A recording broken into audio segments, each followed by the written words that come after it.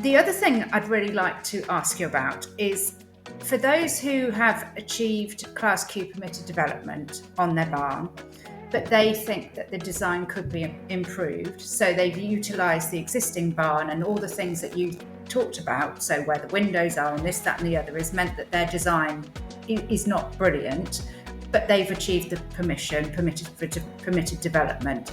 Is it possible for them to now or to try and change the design, and how is it done? Yeah, yes, absolutely, definitely. We do it in probably 8 times out of 10 now as we go on and change it. Right. Quite very, very common. So there's 2 ways of doing it. So the first way is if you, obviously we go back to that whole point about we're trying to retain the materials and keep the existing barn broadly as it is, but you're absolutely right. Sometimes the design, no matter how good a designer you have or how hard you try, it still looks like a shed with windows in it. Yeah. And different buildings can have a different aesthetic outcome. So some of the Dutch barns really look lovely. In some instances, even some of the pitch barns, brick and stone generally look nice, but sometimes if you have a big old at-cost concrete barn, you're never going to make that look pretty, no matter. And some local authorities are more amenable to windows and things like that. But if you've got a fairly straight down the line local authority, there's just going to be some barns you can't make look pretty. So if you are in the sort of the former category where, let's say you've got a nicer barn like a Dutch barn or something, you actually want to largely keep the shape and the barn as it is. You do want to convert the barn, but you just want to make some design changes which perhaps you thought you might not get through on the Class Q the first time or whatever. Or if you wanted to be more conservative in the initial Class Q, just a bank it, but then you think, okay, well, let's just see if we can stretch it and change the cladding, for example. We can do something called a Section 73 application. And what a Section 73 does is it amends, it's a bit complicated how it works, but in short, we can just amend the design, for example, so that we're not having to go back through all the criteria of what the Class Q, does it meet all those different things, but we just submit an application just to purely amend the drawings. And in some instances, again in my experience, it still has to meet the Class Q legislation because it's still a Class Q permission under the Section 73, but at that second stage I think it's viewed a little bit more in a relaxed way.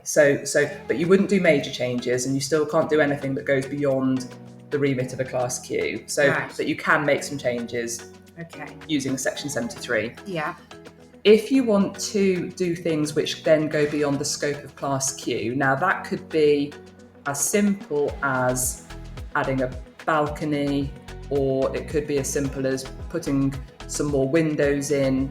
It could be getting a slightly bigger garden or a flue for the chimney. Not massive things, but just or putting solar panels on the roof or something. It could be things that aren't huge but don't meet the Class Q legislation, or it could be as much as knock the whole building down and just build afresh, whether you build a barn or a house. You know, it could be minor changes that don't meet Class Q, or shebang, start again.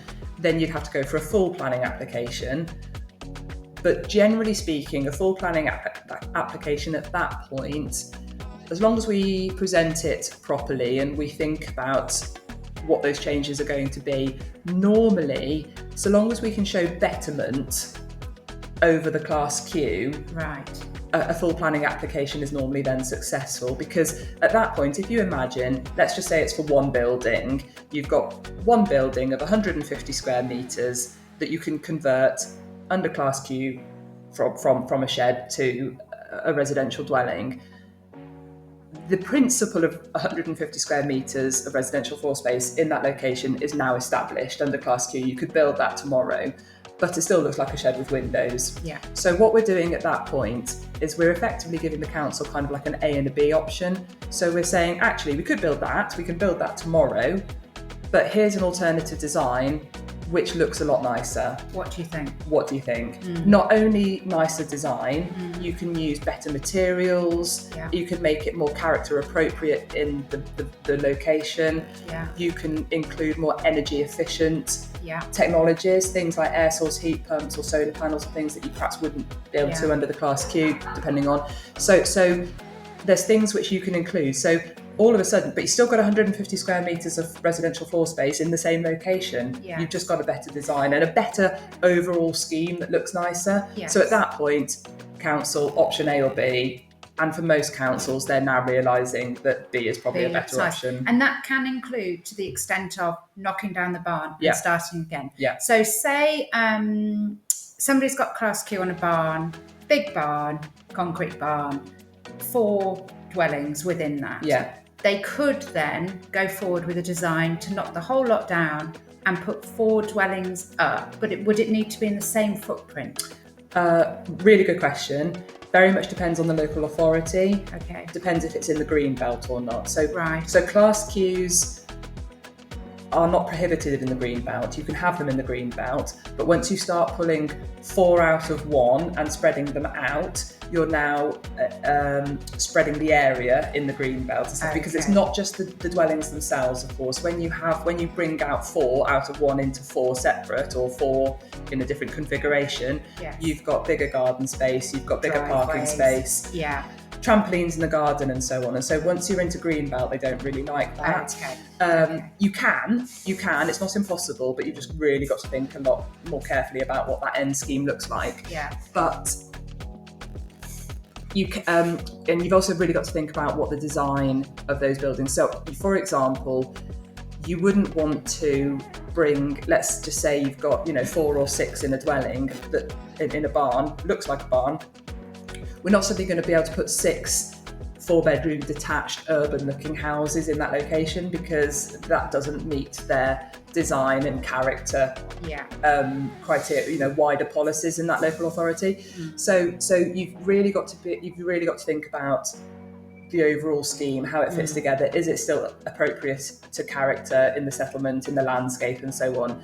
So it is possible, and I would always try, especially if you're selling it to a developer, it's worth twice as much if you can get new builds as a Class Q. Because it's more cost effective for them to build. Cost effective and much better values at the end, because you know, and it might not be that you necessarily have 4 detached houses, but you could perhaps, for example, where we've done one, is you have a farmhouse as a detached house, and then you might have 3 in like a courtyard shape or something like that. So they're still better than 4 just being literally 4 quarters of a shed. So it's still an improvement, not totally detached, but still looks appropriate in that location. So ways and means, but you've got to think with that end goal hat on. But I guess the major advice at that point is, if you're looking at doing a Class Q replacement or supersede or whatever you want to call it, is to get a really good planning consultant. Yes, of course.